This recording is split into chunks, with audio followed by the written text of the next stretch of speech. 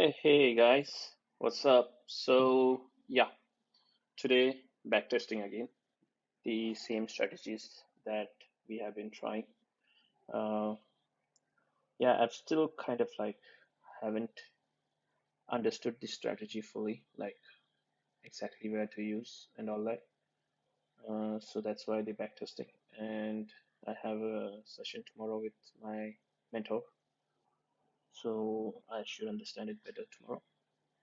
Anyways, this is Bitcoin, and we are going to randomly go back into some day in the past. Let's say,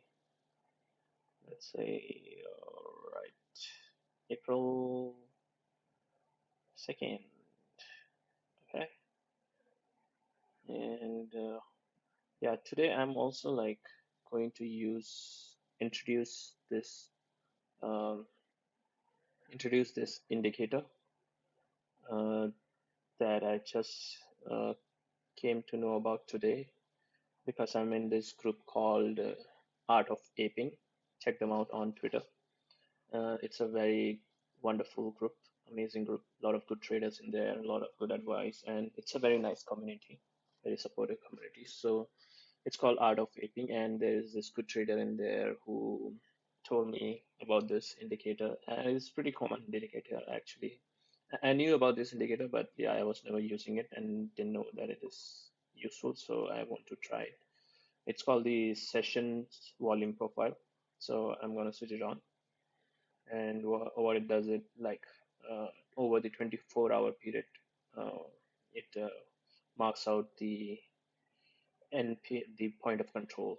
So yeah, let's say if I go to the 4-hour chart, right, let it, yeah, so you can see here that there is these red lines going across like this. It is basically the price at which the most amount of volume, the mo the mo the most amount of volume was transacted, basically. So price has a tendency to go back to this price point. Okay, so that's basically the purpose. Let's see if we can use it today.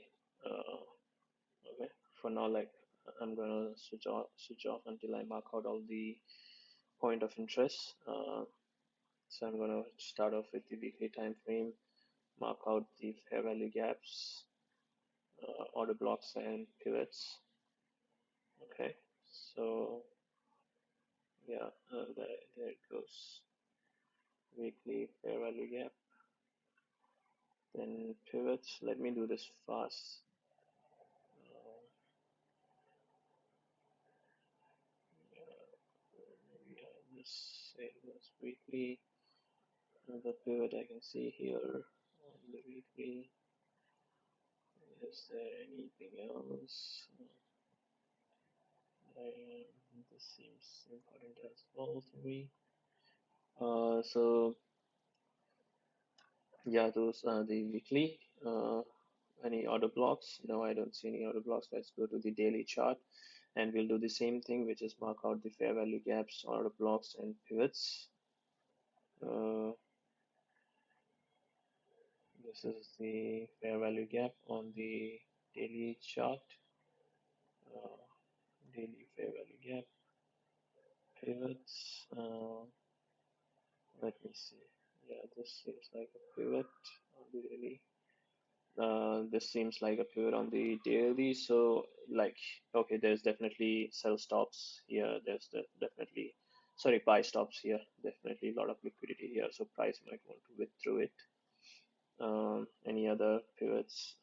No, I don't see. This is a pivot, but it's too far. I don't want to mark it now. Any order block? Yes, this is an order block. We can mark it. So, yeah, this is an order block. This is a bullish order block, so yeah, it will be green in color. Bullish order. This seems like an order block as well to me, actually, because yeah, you can see a big impulsive move afterwards, and yeah, it's twice the size of this. The impulsive move after this, which is two green candles, it's like twice the move of the size of this order block. So yeah, I will consider this as an order block. We can refine it further on the 4-hour chart. No other pivots or anything else. Let's do this. 4-hour chart. Any pivots? Okay, this is a pivot which has kind of, okay, I don't feel like marking that pivot. As we were saying, we can refine our order block right here. This is the on the 4-hour chart. This is the order block.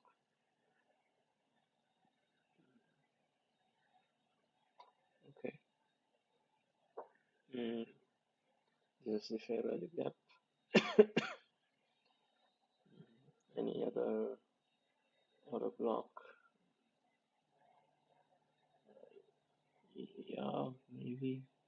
No, I'm not sure whether to refine the order block here, mark this red candle as the order block,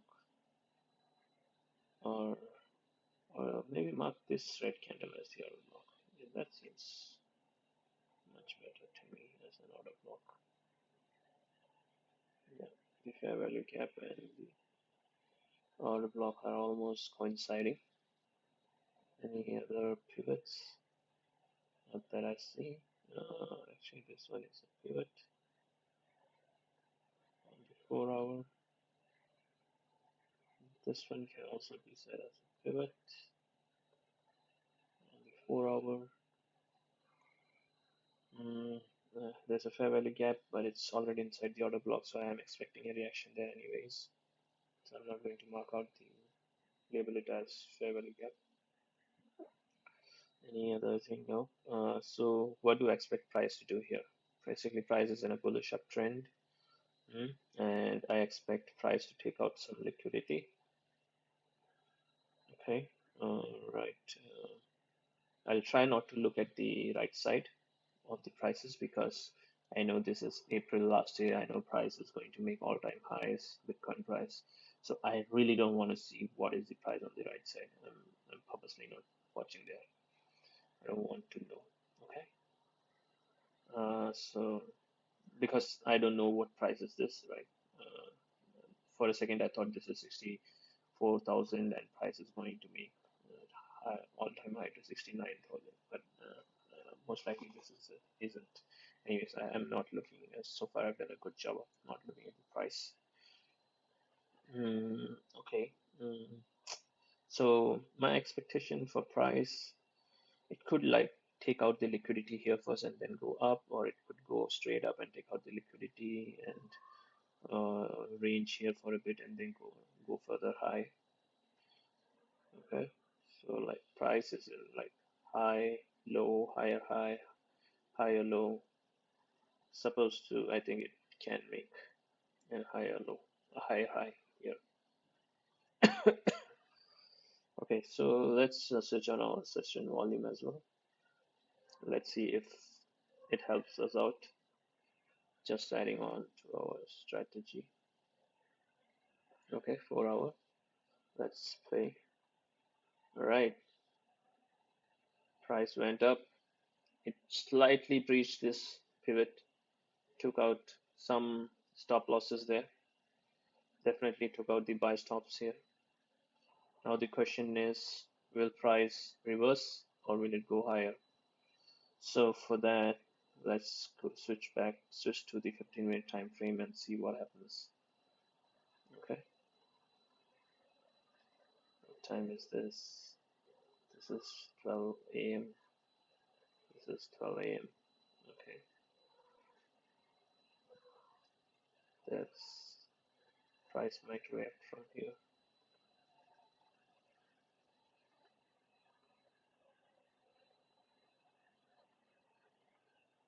Still hasn't created a fair value gap for us to enter.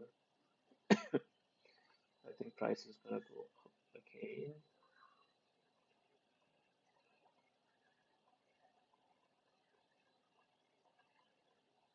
Oh, it did create a fair value gap afterwards. But on the unfortunately, like On the back testing, I can't go back to the 5 minute chart, go to the 5 minute chart on the back testing because TradingView does not have the data. So it like automatically ends the back testing session if I click the 5 minute, so I can only stick to 15 minutes. So like if I the point of going to 5 minute, 4 minute, 3 minute is like if on the smaller time frames you see a break of market structure and then the formation of a fair value gap, then you can enter. Because on the 15 minute, the break of market structure from like from this point we are looking for a reversal, right? It took out the liquidity, and from this point onwards we are looking for a reversal, and we are looking for an entry. So the reversal would be confirmed when there is a break in market structure. Like, well, yeah, the reversal would be confirmed when this market structure, this low, is taken out with an impulsive move towards the downside. That means there's a break in market structure, and we can afterwards the price will reverse to the fair value gap, and we can enter our short. So on 15 minutes, this is like way too far from each other. From this point to this point is very far. But on the 5 minute, you might find that the low is somewhere here, and you can enter earlier. But on the 15 minute, I can enter like only when the price breaches this level. So that's a bit of a drag, and I can't still enter here. Even though price has gone down from here to here, it hasn't breached this level, this low. So I still can't enter. And yeah, basically that's what I was trying to say, that that's the one drawback of me not being able to switch to the lower time frames. Okay, let's see.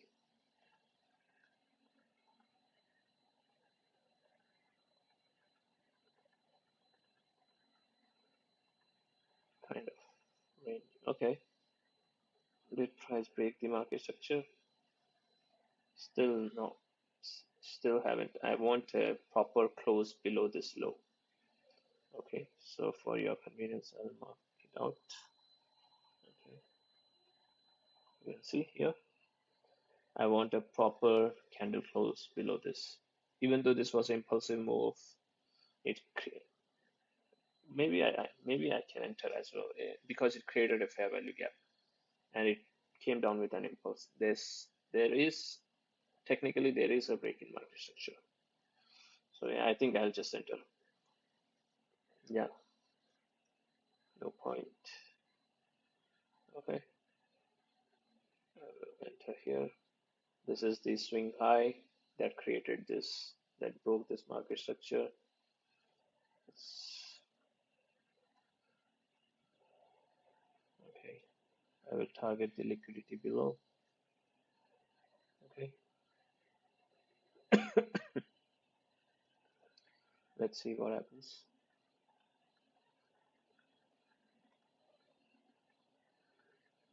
Oh, we got stopped out.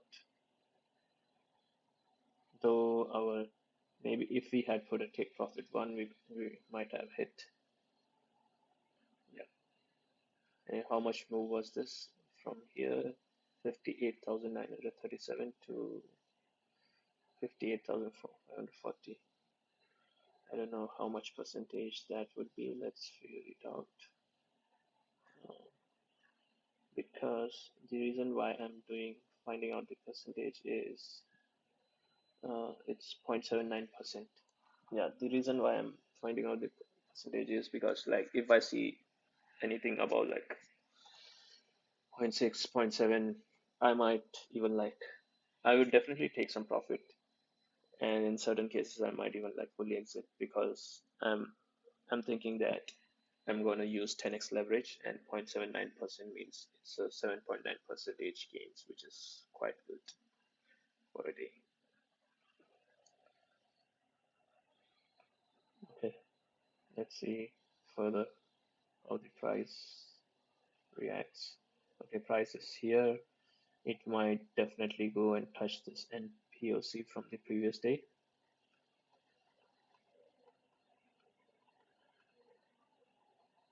Yeah, it touched it.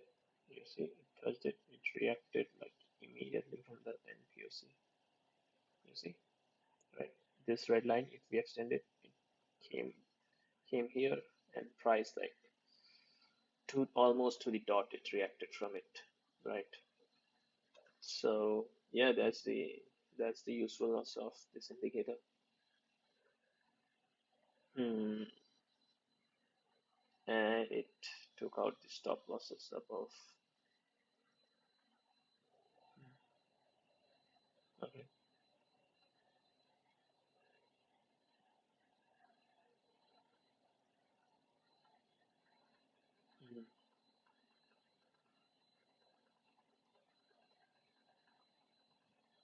5 more minutes of this video, guys. Then I will have to end it. Yeah, ultimately price did go and take out the liquidity, the price point that we were targeting. So let's analyze what happened here. Price went up. Where did it break down?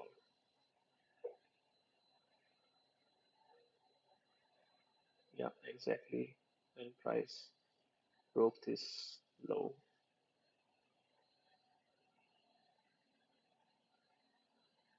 yeah, with this move, didn't create a fair value gap though. Yeah, but it did create this order block, this green candle, and price went and touched that order block and then came down. But yeah, that's the confusion, right? This is what I've been facing as well. Like I short earlier or I long earlier. Like I'm expecting this kind of move, but I'm doing that quite early. I'm getting into position early, and the that move happens, but it happens after some time.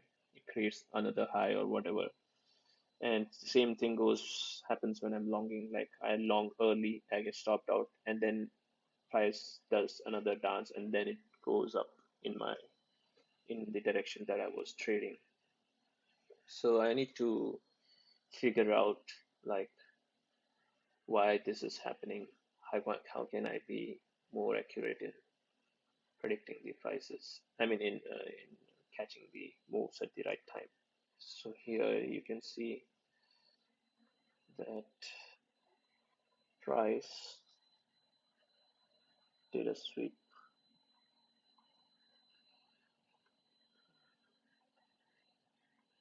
Okay, I did a sweep, broke the market structure. I should have entered at the fair value gap here, and then boom, right.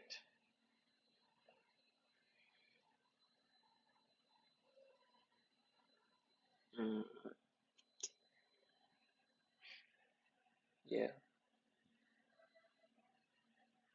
I mean, even if I got stopped out on this move, I should have seen this move and immediately entered again. Yeah, I should have done that. But also, I mean, the thing is sometimes this might not even also work out. It might just go up. Yeah, I mean, it's trading. It's based on probabilities. Nothing is for sure. Nothing is 100%. Nothing happens 100%. You just have to find a strategy and stick to it over and over again. So yeah, yeah. My present confusion is okay. Okay, I see this sweep on the 15-minute chart. Do I need to do this every time? Like, I mean, this is basically the questions that I have about the strategy. Like, whenever I see this kind of sweep and then I see a break in market structure with a fair value gap, do I enter every single time that happens? Is there any other considerations I should take into account? I'm sure, pretty sure there definitely are. And those are the things I need to be more clear about. I need to figure out the answers to those questions. I will definitely discuss with my mentor. Yeah, then for today, yeah, that's it. I hope you guys learned something from it. And if you have any questions, any type of questions, feel free to comment below. And nothing I say is financial advice. So yeah, keep learning, keep pushing hard. Yeah, see you again. Bye bye.